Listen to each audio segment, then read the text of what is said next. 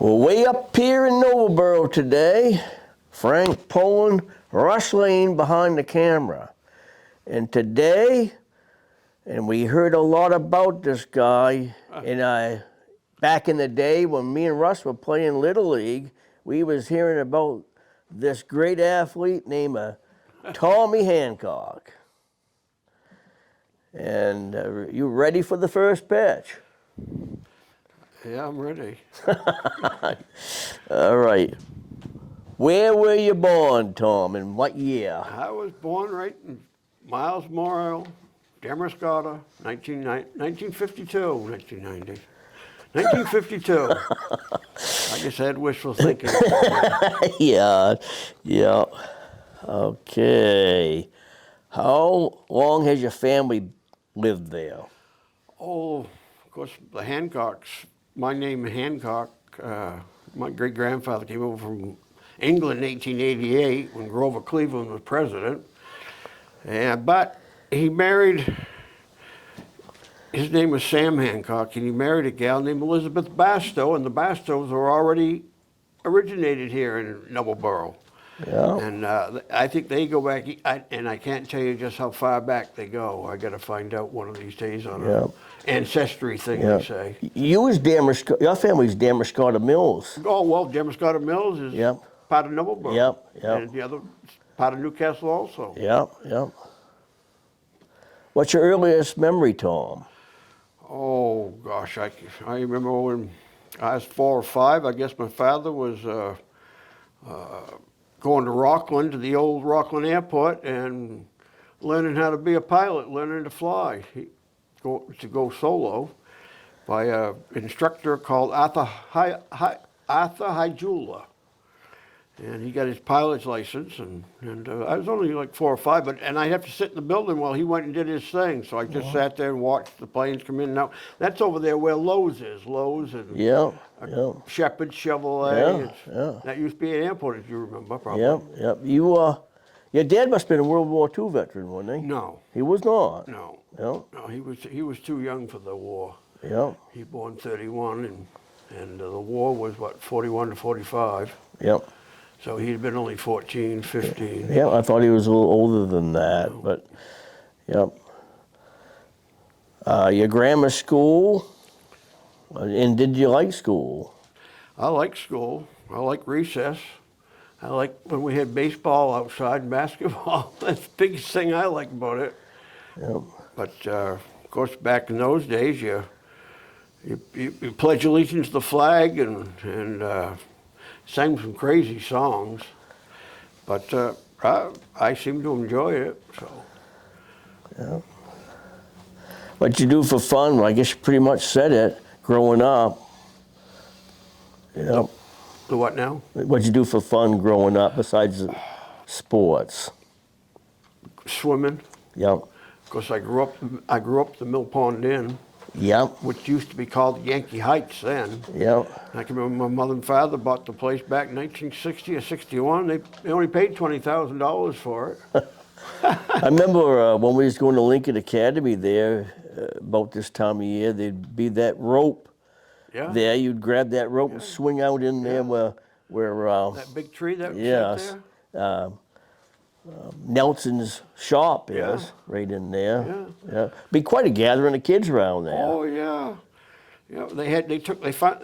Insurance companies finally, hey, this is enough of this rope. We got to take the diving board off the bridge. Yeah. I mean, Hollis Nelson put the diving board on the bridge. We used to use that and swing on that rope, and somebody got hurt. So that's when it really triggered. They stopped it.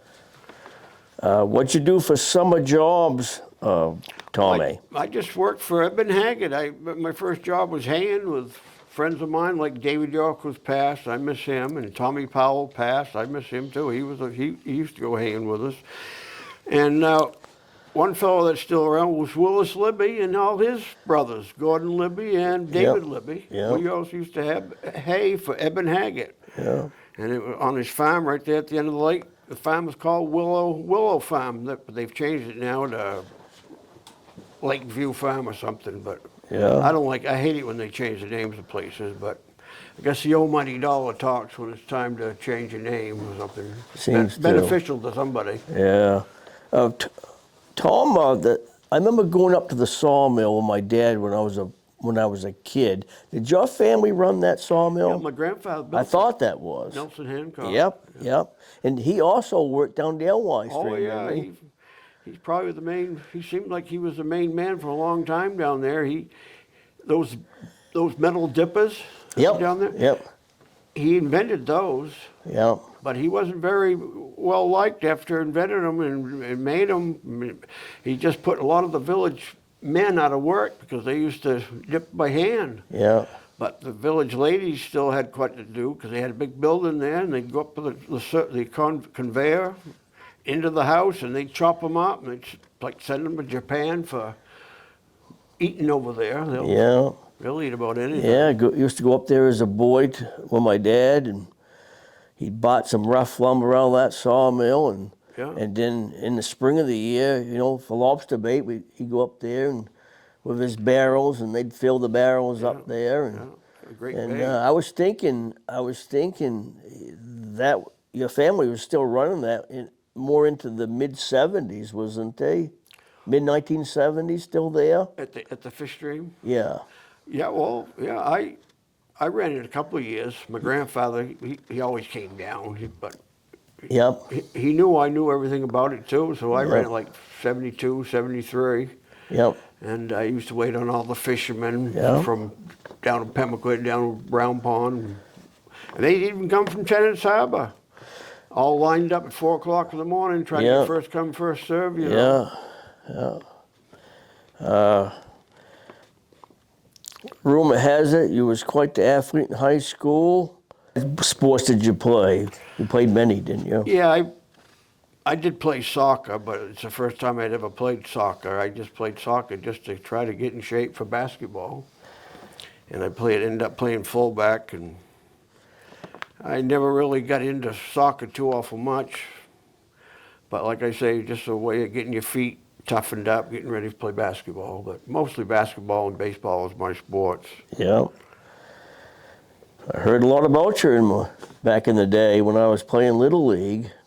Your name was talked about quite a bit. I think I played 4 years Little League. Yep.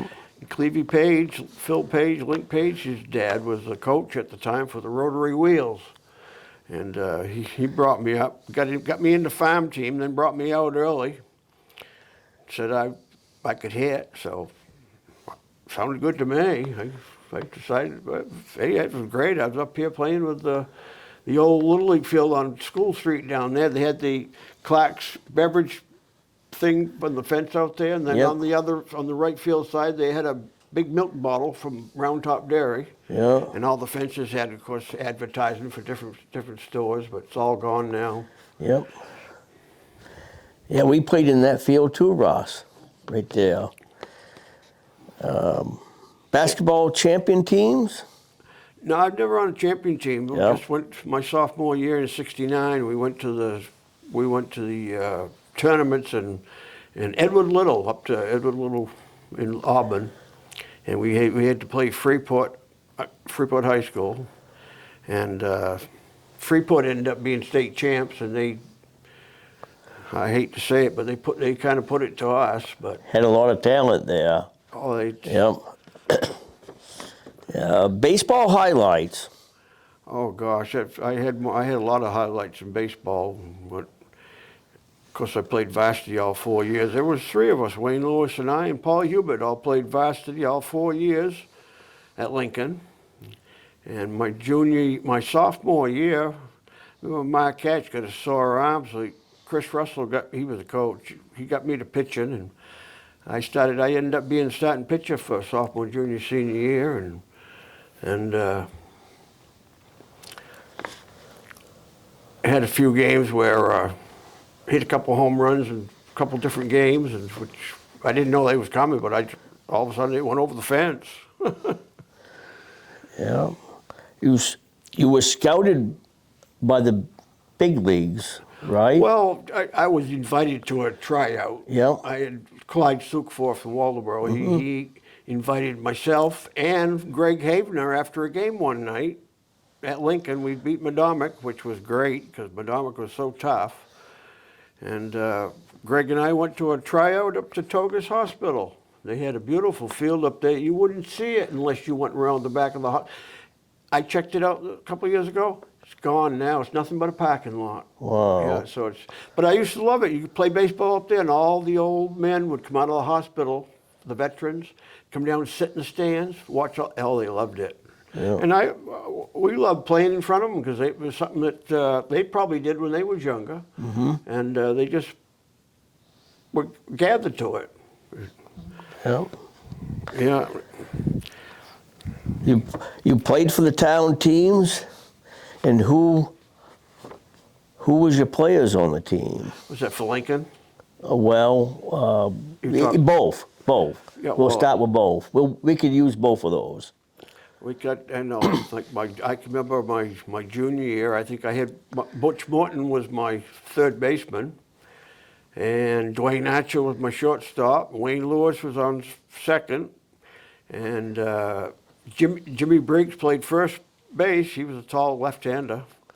And we had Paul Hubert and Dean Archer in the outfield, and Clyde Pendleton was my catcher when I was all the time. Yeah. Peter Burr was a second pitcher, and we used to. But Madomic was our biggest rival. You know, Wiscasset was tough. They had that player Steve Foy from Wiscasset. He was really tough, and Denny Crocker. He's passed, but he was a darn good ball player. And Booth Bay Harbor, I used to love to pitch against Booth Bay. One night, threw a one-hitter, struck out 16 of them. Out of 21 outs, I struck out 16 He was hot. And that's the night Gary Brewer, who I used to work with at the Ironworks, I used to tease him. I'd just say how mad I was because he messed up my no-hitter. He hit one over, just barely over second base. Wing just missed it. Gary thought that was great. I said, okay, Gary. But I struck out 16 of them, which that was the best I ever did that way. But I remember one game with Madomic Valley, my junior year, Pete Savicek came over and said, now Hancock, you're not, just take it easy tonight. He says, you're not striking out all these people tonight. No, just behave yourself. That kind of made me a little bit mad. He trying to rattle you, wasn't he? So the first inning, of course, we was at Lincoln. The first inning, Madomic got up. The first three up, I struck them all out. I struck out the side. Did you quiet him down a little bit? And then the second inning, the first two that came to play, I struck them out. So the first 5 people of the games, I struck them out. I think I only struck out probably 9 or 10 for the whole game. Madomic had a good hitting team, but you know, get 9, 10 strikeouts. That's pretty good. Was you throwing mostly smoke, or you was mixing it up a little bit? I was mixing it up. Yep. Yeah, I used to throw a lot of fastballs, but I had drop balls and curveballs, sidearm curves. Some good stuff. Yeah. Yep. But it was a lot of practice. Yeah. A lot of practice. It's just like shooting free throws. You had to practice. If you wanted to do it right, you had to practice. You couldn't stay home and play canasta or play solitaire or this and that, but you had to practice. Yeah. How about the town teams, Tommy? Yeah, I did play for. I had David Whitney was a coach for the men's town team my junior year. When I was at the Mill Pond Inn, he came over. He was renting an apartment from my father. He came over and he said, "Jesus, Tom," he said, "my pitcher Lenny Oliver has got a sore arm. He can't pitch for me this weekend." He said, "You want to pitch for us?" I looked at my father. He said, "Go, it's up to you." So I said, "Yeah." I wanted too bad. So I remember we went to Richmond and I pitched to Freddie Burnham. And I found out what a catcher was all about. Yeah. Because Freddie had an arm on him like a cannon. Well, we had him for Babe Ruth coach, and he was a great coach, great man, and just practice when he throw that ball at you. I mean, your hands stung. He threw so hard. He threw a man out at second base. We were playing over Richmond then, and I didn't duck enough. And Jesus, I swear I could feel that go right across the top of my head. So I learned, I said, if anybody goes to second now, I'm getting out of the way, let Freddie throw it. Jeez, Yeah. I wasn't used to a catcher like that. Yeah. And I've seen him the last few years, and I tease him about that. But there's no, I might be teasing him, but it was all factual. You were lucky he was on the same team as. Then back then they had like Mary Jones. I don't know if you don't remember Mary Jones, but he was a crackerjack basketball player and baseball player, softball player, good athlete. Yeah. And he had a brother, his name was Mickey Jones. His brother was Mary Jones, but Mickey was the better ball player.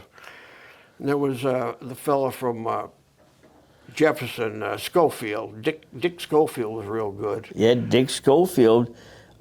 He graduated out of high school with my mother. Yep. Yeah. Yeah. Back in the early 50s. Yeah, that sounds. Yep. Yep. Yeah, I played with those guys and Forrest. You was the baby in the bunch. Yeah, I was. Yeah. You know, Forrest Hunt was there. He always called me Tommy Gun. That's the way Forrest was. He was a character. Yeah. Forrest was an awful good. He was an awful competitor, though. Yep. I could tell you some stories about him. What he used to do. I played with the man in basketball, and he'd grab you right by the back of the shorts, hang right onto you, like when you were in the paint.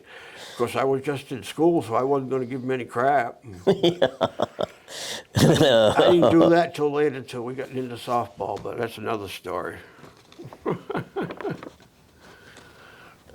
Oh, let's see. I lost my place here a little bit. We'll see if we can get back on the road. What'd you do after high school, work, college? I made college for about a month, and I guess evidently I thought I was smarter than everybody else, so I stopped going to college when my mother and father went on vacation to Albuquerque, New Mexico with a friend. They were gone, and I quit college. They weren't real happy about that, but that's What was you majoring in up there? it's hard to believe, but I was majoring at the time in law enforcement, you know. But Yeah. like I say, I only went up there for about a month, and I wasn't really much into any studying, I guess. But I had one of the professors up there was Jack Schumacher from Newcastle, and he was one of my professors at the time. And that would be Jenny Hoffman's father and Johnny Schumacher's dad. Yeah. Lived right there on the Mills Road. Yeah, I know right where they lived. I was track. thinking John was like a freshman when we were a senior. But they're nice people. Yeah. Yep. Yeah, then after that, fall of 72, I stayed home the fall of 71. Of course, I graduated in 71. In 71, in the fall, I worked for Eben Hunt, just sanding roads and plowing roads for the winter. Yeah. And that was great for that. And Mary Jane Buchanan, Mary Jane Mulligan, she used to be a cocktail waitress in Key Largo, Florida. She and her husband, Hal Kemp. And she thought, well, why don't you go to Florida? So she called up down there. I'm going to send 2 fellows down there this fall. I hope you can give them a job, please. Tommy Powell and Tommy Hancock. And so Tommy and I went down. Yeah.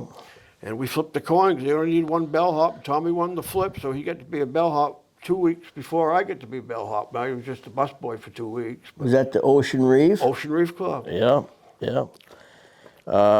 Here's one. You met some people that was famous. Oh, I've been, quite a... Russ has seen my list of, I don't have it with me, but a list of the celebrities that I waited on. And I had friends that waited on celebrities. Richard Powell, a good friend of mine, he waited on some celebrities. And Larry Benner, he waited on some celebrities. Yeah. And George Berry, and he was a bellhop. Larry Benner was a bellhop, of course. And of course, Danny Etheridge from Round Pond was a bellhop for a while down there. Well, the names that I've heard is Ann Brown. Ann Brown, yeah. I went to work. I worked in second shift on the bell stand, and I was the head bellman because I'd been there a few years. And my boss, Sonny Vasquez, which is Armando Vasquez, but they call him Sonny, Mexican. He says, Tom, I'd like to have you stay over tonight. I got an MVP coming in. I got an important person coming in sometime tonight later on. 1, 2 o'clock in the morning, and I really didn't want to. I says, "Who's that, Sonny?" He says, "Well, her name's Ann Brown." I said, "Sonny, who's Ann Brown?" He said, "Have you ever heard of Raquel Welch?" I said, "Yeah, I've heard. Well, that's a show name, Raquel." Tough duty for you, wasn't it? Yeah, and then I checked her in at 2 o'clock in the morning in a limousine. She had all these bags. It had a board on the back of the limousine that come out to hold all the luggage, and I did all this and that. And she asked me, "What do people do this time of night around here?" I said, "Well, Miss Welch," I said, "they pretty much, I mean, everybody's asleep right now. They're not doing too much, but." I said, "But if you're interested," I said, "I do have a cribbage board over the staff area in my room." I said, "I'd be glad to play cribbage. You want to play cribbage?" She looked at me. She says, "Is that where they take those wooden pegs, peg the holes in the board?" I said, "Yeah." She said, "Well, maybe not this time, but thank you anyways." Yeah. Nobody would believe me anyway if I told them that I was playing. All I did was ask her. I didn't get a chance to play cribbage with her. And I heard Bobby Orr. Bobby Orr, yeah, I drank a couple beers with Bobby and played pool with him. Did you get on the ice with him? No, I didn't get on the ice. I wasn't a hockey player. But he rode my '73 Nova Super Sport.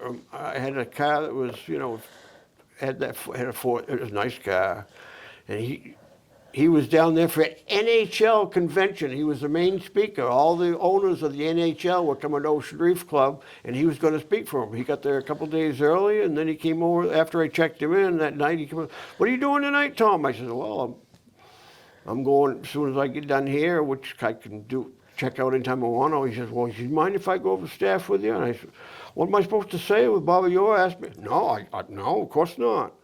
So I took him over there, and we played a couple of games of pool and drank a couple of beers. "Bobby Orr is such a nice guy."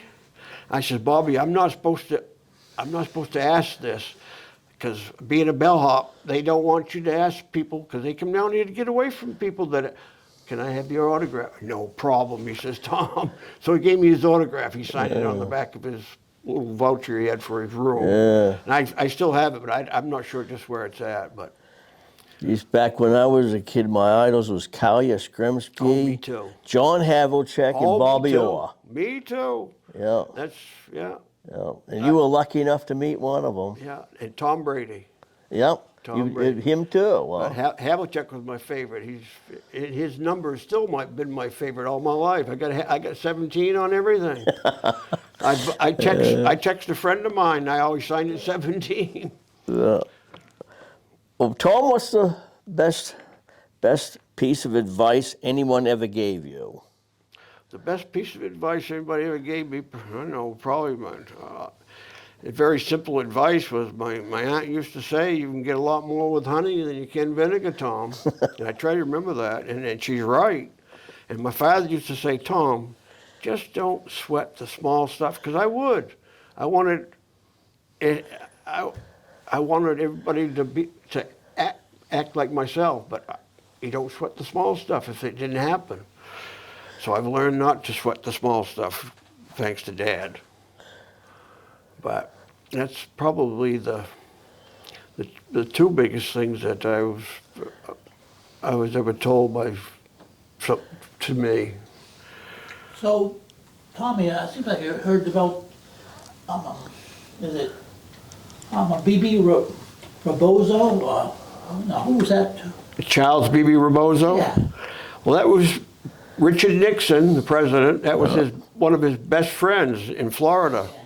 And of course, I delivered a message to Richard Nixon at the Ocean Reef Club had 5 restaurants, and I delivered this message to Richard Nixon at the Pavilion Restaurant in the Ocean Reef Club. And he was sitting in that very corner with a wall with 2 Secret Servicemen behind him. And sitting beside him eating was Henry Kissinger. And so I got about from here to there. Of course, I couldn't hand deliver it right to him, but the Secret Service took it from me and took it over to him. Yeah. And the next year, Nixon resigned. Yeah. Geez, B.B. Rebozo, that's a name I haven't heard for a long time. I used to hear it every once in a while on the news. Yeah, I got 2 things that Charles B.B. Rebozo gave me for Christmas. The first year, he gave all the bellmen a money clip. and this money clip had a thing on him, Key Biscayne Bank, the bank that he ran. Yeah. And then the next year, he gave me $10, and they was all $1 bills, but they still had the glue on the side like a tablet. Yeah. You had to peel off and I never peeled them off, and I still have that. Yeah. Just the dollar bills, you got to peel them off, but they're. And he wrote on the package, I got that. It says, "With appreciation, Charles B.B. Rebozo." He wrote that on there. Wow. I still have that. Yeah. Yep. But I waited on a lot of celebrities down there. I remember waiting on Walter Mondale down there. Yeah, geez, some pretty heavy hitters in the political Yeah. And part of things. I must have spent an hour or two waiting on Jackie Gleason and Art Carney. I bet that was fun. But see, Art Carney didn't say a word. He just stood over there, big smile on his face, which is hard to believe he didn't say a word, because all I think of is a honeymoon, is that show. Yeah. But Gleason, oh, he says, "Tom," he says, "what part of Maine you from?" I said, "Jesus, Mr. Gleason, you're the first person to ever guess I was from the state of Maine. Usually it's Australia or Massachusetts or South Africa or England." I said, "But you said Maine." He said, "Yeah." He said, "What part, pal, are you from?" I said, "Well, I'm from up around Booth Bay Harbor." Nobody's ever heard of Nobleboro. Yeah. But I can tell you a little story about that. I was right in Homestead, Florida on Route 1, headed back towards Ocean Reef Club, and I come to a stoplight, and there was a truck beside me, an old green Chevy pickup truck with Maine plates on it. And I had my convertible there, and I said, "What part of Maine you from?" I said, I'm from Booth Bay Harbor," he said to me. "I'm from Booth Bay Harbor." He says, "Well," he says, "I'm from Nobleboro." I said, "You're from Nobleboro?" I said, "I'm from Nobleboro, but no one's ever heard of it. So I always say Booth Bay Harbor." Well, geez, Tom, I thought you knew everybody in Nobleboro. But he says, "Where you headed?" I says, "I'm going down, I work down at the Ocean Reef Club." He says, "I'm heading that way too." He says, "My father owns a place." And I said, "Whoa." Well, if that was the case, you could have hitched a ride with him. Yeah, Harper Sibley. And Harper Sibley, this guy's name was Harper Sibley Jr., but his father, Harper Sibley, who owned the place, Harper's sister was Dick Kennedy's wife, who owned Camp Kieve. Yes. They had a boat down there in Round Pond named the Snow Goose. They brought all the kids down there. Is that right? Did you get aboard there? No, I didn't. No. There used to be some Muncies that used to be down that way. Yeah. Everybody's in South Bristol. They was down at Ocean Reef Club. There was some people that used to come to South Bristol, then go to Ocean Reef. What's the secret to a happy life? Well, Sounds like yours has been pretty happy. well, it's times it's been happy, and other times it's not been so happy. Oh. But that's all part of life, I guess. You know, Yeah. and I really don't know what the secrets are of life, but being happy. But I've always had the gift of gab, and I was always told I was a pretty good bellman. But to be a bellman, of course, you've got to have the gift of gab, and you got to be a hustler, you know. And I used to be both. Yep. And when I wasn't a bellman, I had a big 4-door Cadillac that I used to transport people from the Miami International Airport to Ocean Reef Club, which is about a 60-mile drive, where I'd drive them down to Key West, whatever they want to hire me to. I'd drive them to Naples, I might go to Fort Lauderdale. Whatever they wanted to pay me to drive them, I'd take them. I had that 66 Cadillac 4-door, big boat. Yep. And I'd drive people all around there. In fact, I even chauffeured James Garner, the movie star, and he and his wife and another couple to a restaurant off the Ocean Reef Club premises down in the Keys. So I had to go out on a pier while they was having supper at Marvin and Dottie's. I went out on the long pier and looked over the Gulf of Mexico and just sat out there and waited for them. Yeah. And just drove them back. And Gardner played in Maverick, and he was a private eye. Oh, yeah. Try to think of that private eye. no, I'll think of it on the way home. Maverick and Yes. Yep. I can't think of the name of that private eye. I just see it once in a while on TV there. Yeah. But when I can remember when I checked in James Garner and his wife, I first checked them in because they flew, the place at the Ocean Reef Club had its own airport, and the plane flew in, and I waited much as a half an hour waiting for these people to come down the stairs, and I was getting kind of tired of waiting for people. I said, geez, I can't make any money sitting here waiting for these people. Well, needless to say, it was James Garner coming down. I looked up the stairs, see this guy coming. I said, geez, that looks like James Garner. Sure enough, it was. Yeah. Well, I took him to his house, his private home that they had rented, and I'm putting on all the lights like a bellman does, doing the right things, this and that, make sure the ice maker was running and this and that. And I heard this, Tom. And I went in, I said, yes, Mr. Garner. He says, my wife is deathly scared of spiders, and she says, I'd like to get that spider off. I looked up, and there was a big spider on the ceiling. So I went out in the kitchen, and I got a great big wad of paper towels, and I pulled off one of these chairs from underneath the table, put it in the middle of the room. Now I'm in the middle of the room. James Garner and his wife sitting here, and Mr. and Mrs., I can't remember their name, is sitting over here. And I'm up on the chair. I feel like I'm on display. I get that spider, and I said, geez, that's a good-sized belly, because I can feel him squishing my hand. And he says, oh, I said, thank you very much, Tom. I said, my wife didn't like that spider at all. But it was later on, he wanted me to contact him tomorrow night to see about going off the property, like I said, to that restaurant. And that's just what I did, and got to know Garner quite well. Yeah. How many years did you work there? I think I was there about 6 winters. Yeah. Because I had to get back in time, play softball. I had my own team.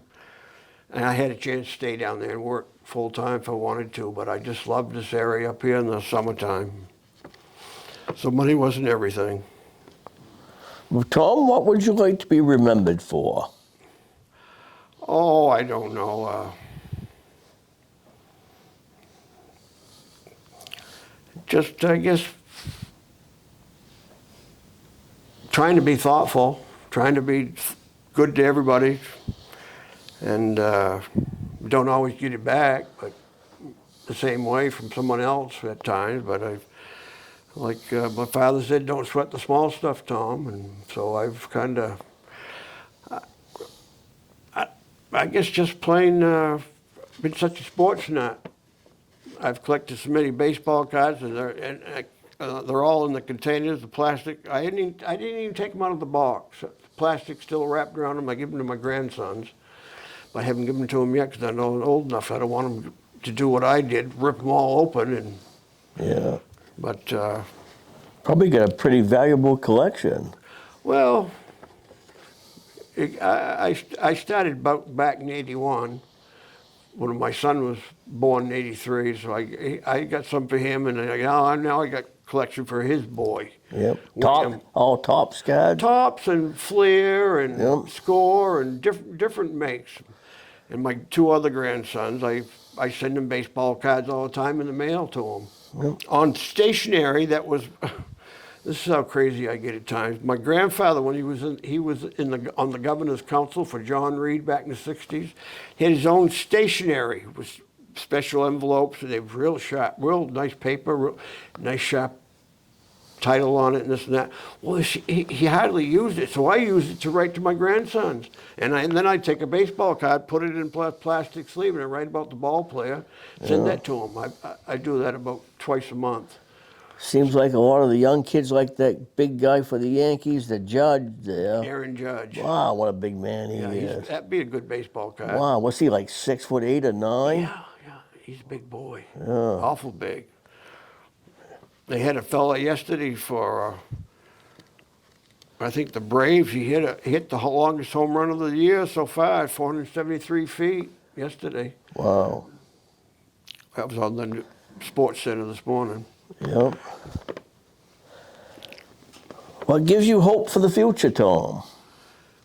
Well, I got my funeral expenses all paid for. Oh, don't rush it. No, I paid for those 10 years ago. Yeah. Just because I didn't want family to have to spend any money. So.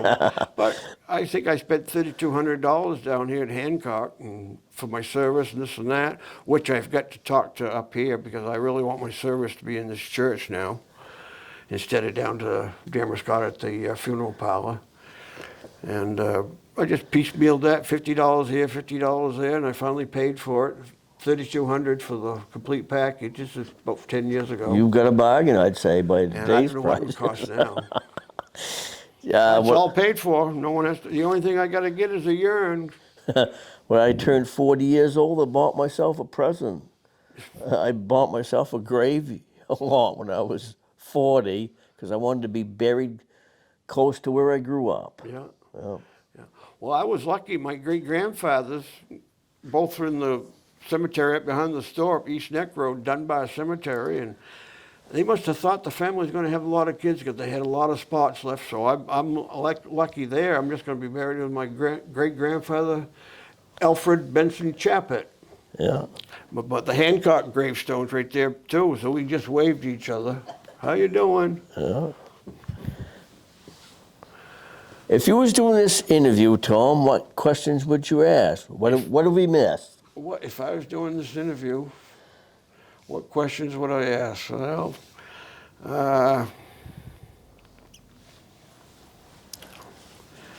geez, gosh, that's all the good questions you think you've asked me that I enjoy answering.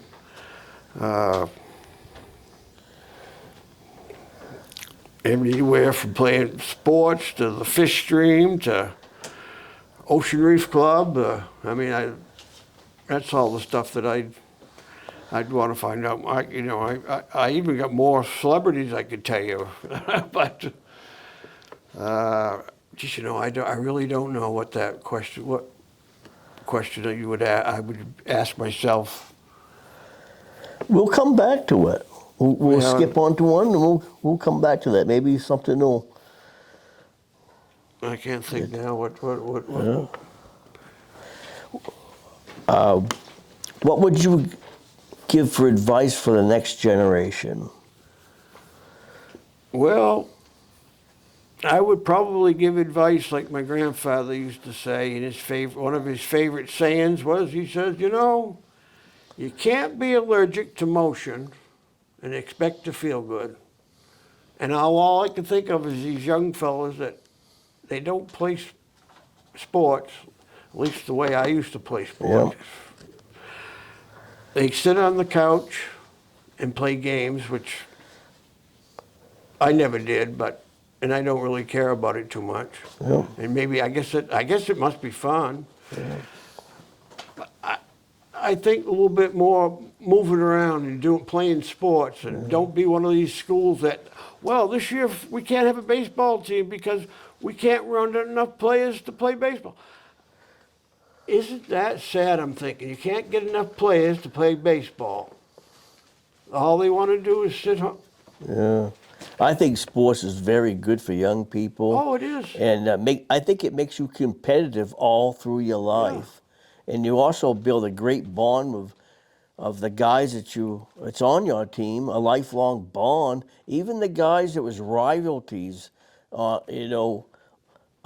you cross paths with them, you got good memories to talk about with those guys. Do it all the time. I mean, it's a win-win situation, sports. And, yeah. Yeah, I do that with my good friend Steve Foy from Wisconsin. He's the same year as I was, except he was in Wisconsin, but he was a heck of a ball player, left-hander. And we teach each other. I said, Jesus, Steve, I was mad at you. You hit that home run off me in the third inning. And then I don't allow many home runs. But I felt better, Steve, from the fifth inning. You was pitching. I hit a home run off you at Lincoln Academy, so I feel a little better. Yeah. How do you like me now? Yeah, Steve's a good boy. Yeah. What's the biggest influence of your life? Biggest influence? Who was the biggest influence of your life? I Who would was say the biggest? probably my family, my dad, my grandfather. I can remember before we moved to the Mill Pond Inn, Yankee Heights, I lived up on the old Tina Libby farm here on the Morgan Hill Road. That's where my grandfather owned that house before Tina Libby and Gordon Libby, when they were married, bought the place. So anyway, I was just a young fella, and my father was working at the Hyde Windlass, which is now a part of the Bath Iron Works. Mm-hmm. And he'd get home, drop him off, and I'd be all ready waiting for him. I'd have my glove, his glove, and a baseball. And as soon as he got dropped off, he'd put his lunch pail down, and put his glove on, and he said, "Now put it right here." He says, "Put it right here." Every night, I'd be right out there waiting for him to get there, and he'd have me pitch to him every night. I was only like probably 5 or 6. He said, "Put it right here, put it right here." So every night we do that. I thought that was a big deal. Yep. But it wasn't much a big deal when I used to throw the ball up and hit it. When I put it through the house window, that wasn't a big deal. But it happened. I guess we all broke a little glass in our day. Yeah. Yeah.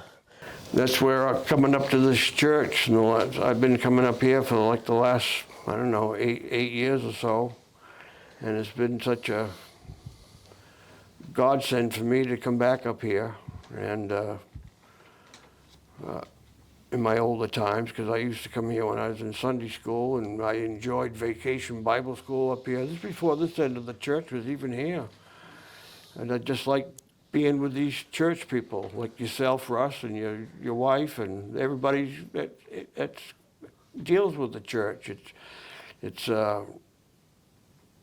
And learning about the good Lord and Jesus Christ, His Son, you know, and it's just so interesting, and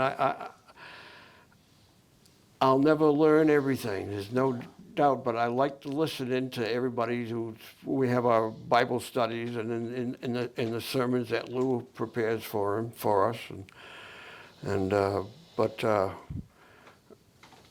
probably this church has done a lot for me in the last 7 or 8 years, and done so much. I'm even the cleaner of the church. Once a week I have to clean it, which I don't mind at all. When I get tired, I might sit down and look around, and I love looking around, being by myself out in the sanctuary. I look around and I look at the cross, the same cross I looked at when I was only 4 or 5, you know, and if the need may be, depending on what's happening, I talk to the big boy upstairs, and I say, "I'm sitting here in the pew," and I says, "and I enjoy it, and it brings back so many memories, and you're the Almighty, and I appreciate it very much." And so this church has been outstanding to me. Thank you very much, Tom. Appreciate it. Thank you. I texted my son this morning. I said, "Well, I'm getting interviewed this morning." And he texted me back, says, "Barbara Walters?" Yeah. Help me here. I'm still trying to think of James Gardner, that Private Eye show. Geez, I watched it enough The to. Rockford Files.